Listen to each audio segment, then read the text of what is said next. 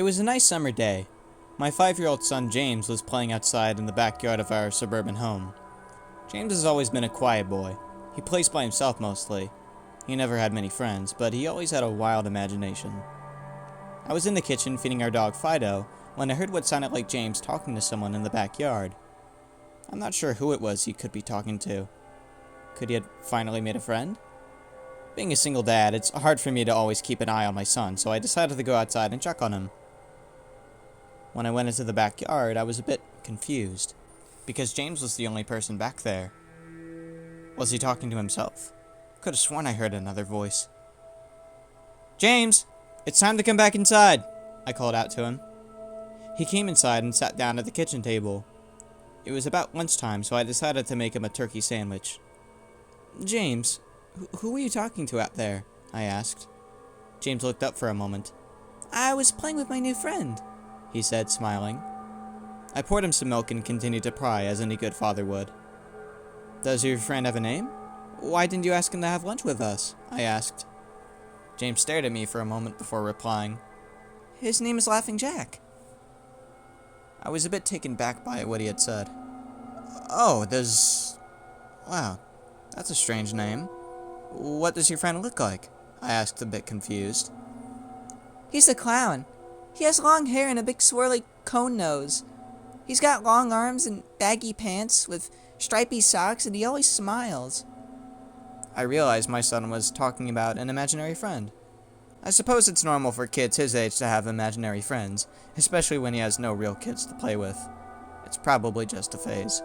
The rest of the day went by as per usual, and it was starting to get late, so I put James to bed.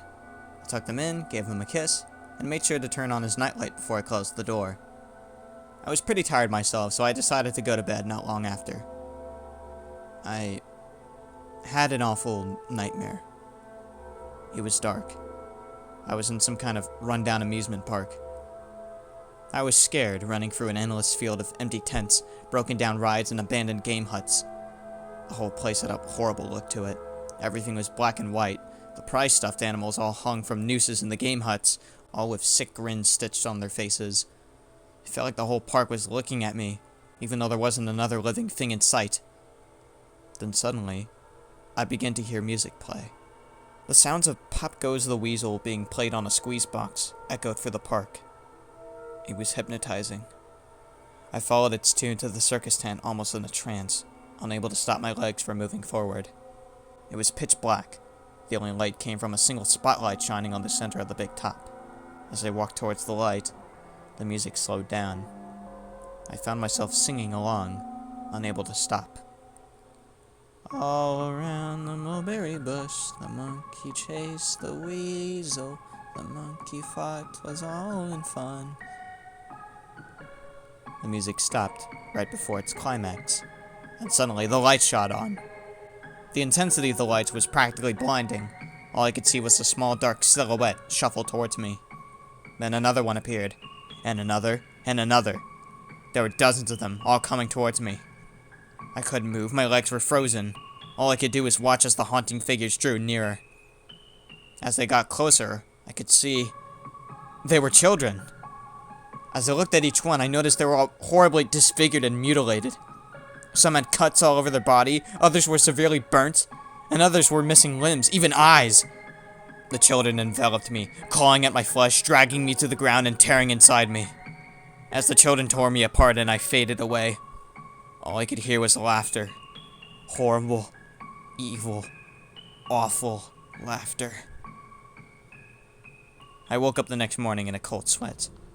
After taking a few deep breaths, I looked over and saw that a few of James's action figures were positioned, facing me on top of my nightstand. I sighed. James had probably woken up early and put these here. I gathered up the toys and made my way to James's room. However, when I opened the door, James was sound asleep. I just shrugged and placed the toys back into his toy box, and headed out to the living room. A little while later, James woke up and I made him his breakfast.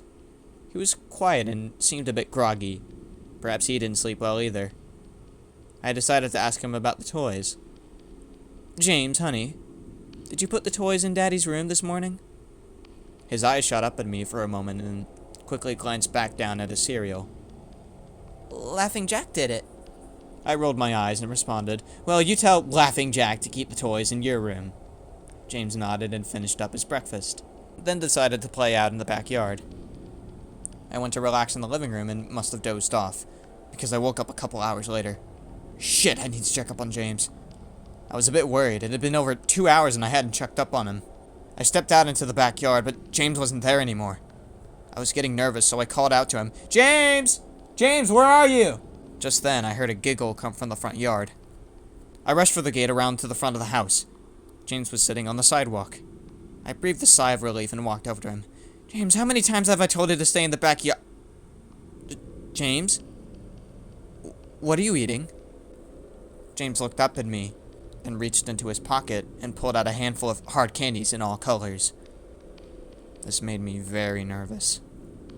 "James? Who gave you that candy?" James just stared at me, not speaking. "James, please, tell Daddy where you got that candy." James hung his head down and said, "Laughing Jack gave it to me." My heart sunk. I kneeled down to look at him in the eye. "James, I've had enough of this damn Laughing Jack thing. He is not real. Now this is a very serious situation, and I need to know who gave you the candy."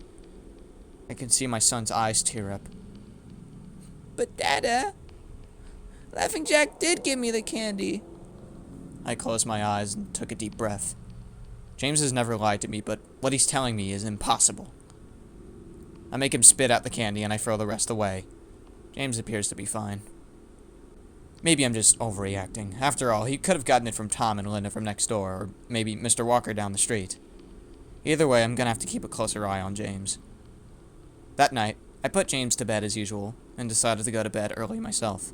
Suddenly, I was woken up by a loud bang coming from the kitchen. I sprung out of bed and hurried down the stairs. When I got to the kitchen, I was horrified. Everything on the counters had been thrown on the floor. And our dog, Fido, hung dead from the light fixture. His stomach was cut open and stuffed with candy. The same type that James was eating earlier that day. My shock was quickly broken by a sharp scream coming from James's room, followed by loud crashes. I quickly grabbed the knife from the drawer and moved up the stairs with the speed that only a father whose child in danger could have. I burst through the door and flicked on the lights. Everything in the room was knocked over and tossed on the floor. My poor son in his bed, crying and shaking with fear.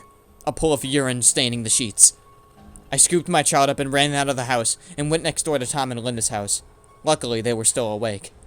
They let me use their phone and I called the police. It didn't take long for them to arrive and I explained what had happened. They were looking at me as if I were crazy. They searched the house, but all they found was a dead dog and 2 trashed rooms. The officer told me that someone had probably gotten into the house and done this right before making a quick escape when they heard me coming up the stairs. I knew it wasn't true. All the doors were locked and none of the windows were open. Whatever was in my house didn't come from outside. The next day, James stayed inside. I didn't want him to leave my sight. I went into the garage and found his old baby monitor and set it up in his room. If anything comes into his room tonight, I was going to be able to hear it. I went to the kitchen and grabbed the largest knife from the drawer and put it on my nightstand. Imaginary friend or not, I'm not letting anything hurt my little boy. Soon enough, night came. I put James to bed. He was afraid, but I promised him that I wasn't going to let anything happen to him. I tucked him in, gave him a kiss, and turned on the nightlight. Before closing the door, I whispered to him, "Good night, James. I love you." I tried to stay up for as long as I could, but after a few hours, I felt myself drifting off. My baby would be safe for the night, and I needed to sleep.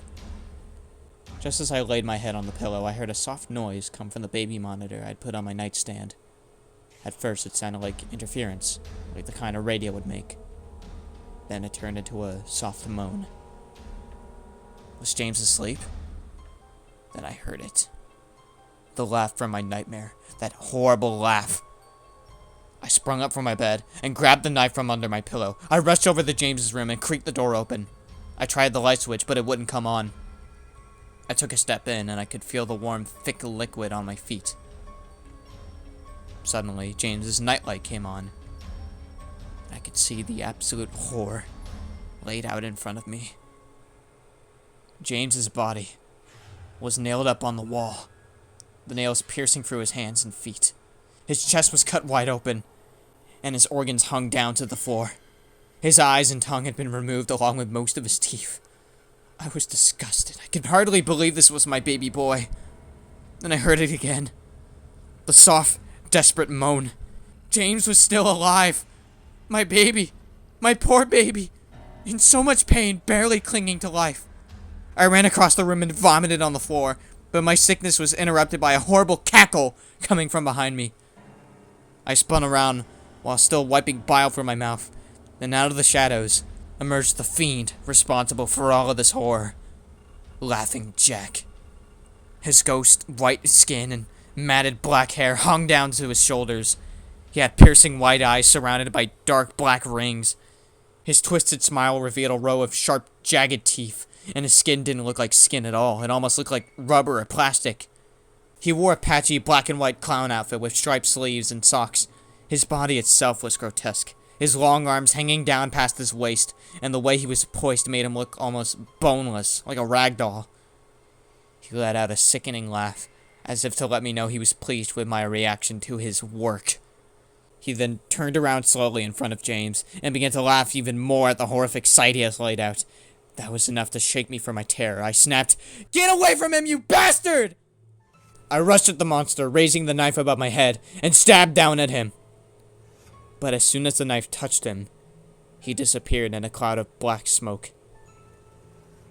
The knife passed right through and pierced James's still beating heart, splashing the warm blood on my face. No. No. No, no, no, no, no. No. No, what? What have I done? My baby. I killed my baby. I immediately fell to my knees, and I could hear sirens in the distance growing louder. My boy. My sweet baby boy. I promised Daddy would protect you, but I failed. I'm sorry, James. I'm so sorry. Police soon arrived to find me in front of my son, still wielding the knife covered in my baby's blood. The trial was short. Insanity. I was placed in the Ferropolos house for the criminally insane, where I have been for the past 2 months. It's not so bad here. The only reason I'm awake now is because someone is playing Pop Goes the Weasel outside my window. I'll talk to the orderlies about it in the morning.